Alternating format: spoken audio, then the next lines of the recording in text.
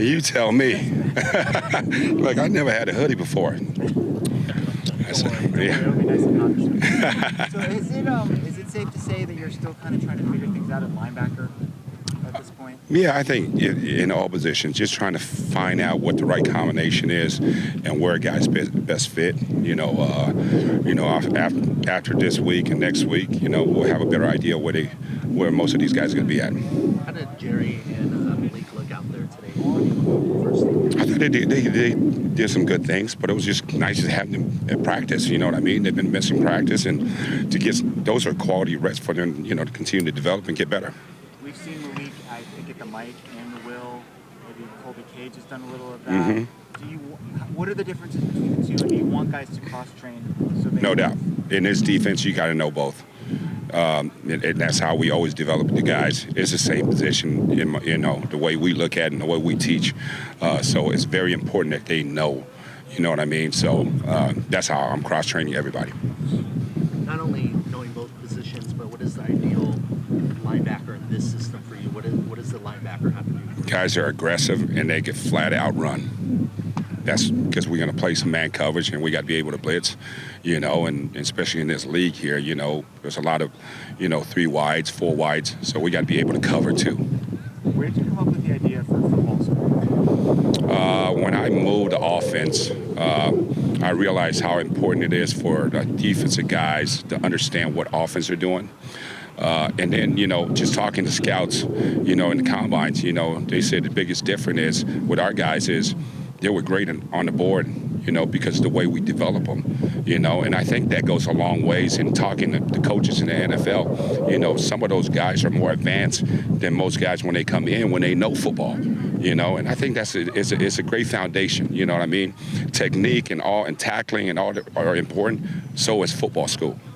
So how often do you do it still? Every day. Every day? Every day. Every day we do football school, and every day we install the first day. You don't assume. I think, in football, assuming is really not a good word. They don't know. Did you have a prior relationship with Hunter Echols? Did you recruit him at USC? Yeah, I recruited Hunter, and then I coached him for 4 years. You did? Okay. Yeah, so him and I go way back. Okay, so what do you think he can bring to the table? Winning. I think Hunter's been around teams that won championships there and went to the Rose Bowl, so he knows what it takes. I think he's been great for our locker room. That's very important in trying to develop a team. So Hunter's bringing that to us. He's playing a position that's called cat, is that right? Yes, and when he was playing at USC, I used to call it Leo. Leo. Okay. Yep. Did Coach Fish ask you to call it cat? No, because when I was at UCLA, I called it Bruin. Then I came here, I want to call it Cat. I don't want to call it Bruin or Leo. Before now, seeing him transfer over from UCLA coming here, what does he do for you guys? How does he help out the team? Well, he knows the system, so he knows what and he knows how I coach and how the expectation that I have for these guys. So he's coming along. He's playing a new position. Him and Gunnar are having a great competition, so that makes it fun for those guys. I'm sorry, go ahead. What are the differences between the two of them that maybe one does one better, this one does something better? I think they're the same player, you know what I mean? One is taller, but other than that, they're both athletic, and they got to be able to cover the slots. Trayden Stukes is a player you inherited, obviously. He was a former walk-on here, yeah. Running with the ones, yeah. Really developed the leap last year, maybe taking a bigger leap. What do you see in him? He's got a bright future, man. The kid is pretty special in my opinion. I've been around this league for a long time, and I've been around some great corners at Washington, USC, and even at UCLA. He's just as good as any of them I've been around. Someone who's got that track background that he does, he was a jumper in high school. Those guys often, those skills, or those athletic traits often translate into... Oh, yeah, no doubt. You're in an island by yourself. You got to be able to run, and you got to be able to jump. A lot of fades are throwing one-on-ones there, and you got to have, good judgment on the fade ball. So, yeah, it's important.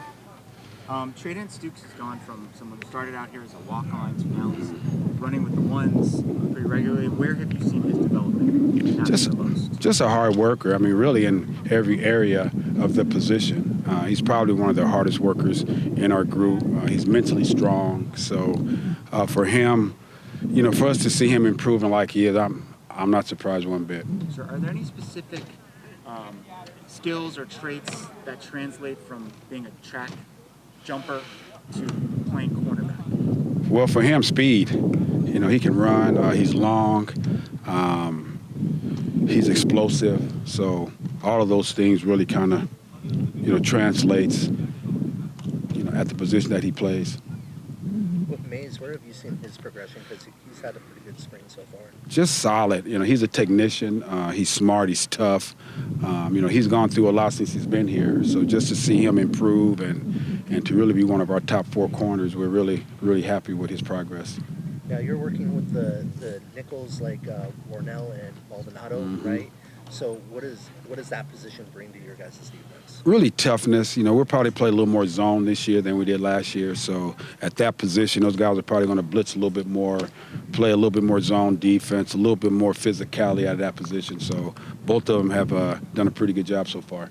Do you think that playing more zone is going to lead to more interceptions? Well, it should. It should. And that's what we're hoping. Obviously, that's an area that we have to improve. And I know Coach Nansen and I share the same sentiments to a certain degree that, playing zone. You have to play man, don't get me wrong. But if you look at the history of football, usually you get more interceptions playing zone coverage than man coverage. Sure. Does his system remind you of systems that you were used to from the past?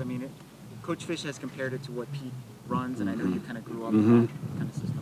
Pretty close. When I was a coordinator at UCLA, we ran some similar things. I know we're going to zero blitz maybe a little bit more than I did when I was a coordinator, but in terms of just his philosophy and the coverages that we're playing, I was pretty familiar with all of them.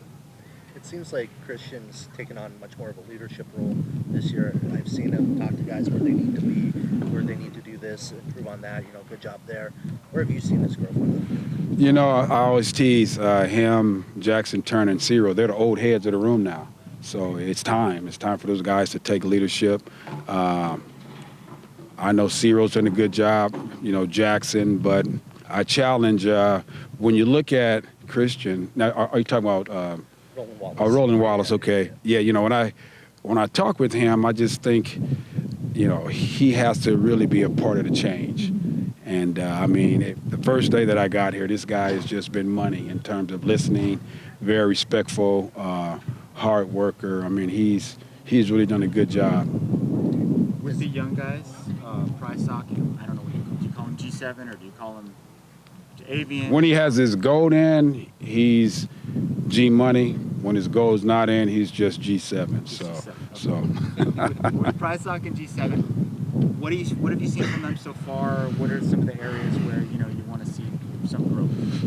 Just maturity. They still should be in high school, and they're learning not only a Power 5 system but an NFL system. So just the fundamentals of learning, the position. Just understanding the game a little bit more. But I'm happy. Both of them are talented, so it's just a matter of them understanding our game, and they just need a little bit more time. With changing more like zone base, you're going to say play a lot more zone this year. What kind of adjustment is that for corners that last year you guys played a lot of man and now you're going to be playing zone? What kind of learning curve is that? That's a good question. It's just understanding concepts and understanding indicators and understanding formations and just, because you want to have a chance to get a beat on a play when you're playing zone. So that's the biggest adjustment, really just trying to teach these guys indicators and trying to teach them how they can get a jump on, creating plays for themselves. Do you attend football school? Only when we are allowed to meet with them, So when we were allowed to meet with them, that was something that, we started off doing with them, and they really kind of bought into it real quick. So I thought it was very helpful.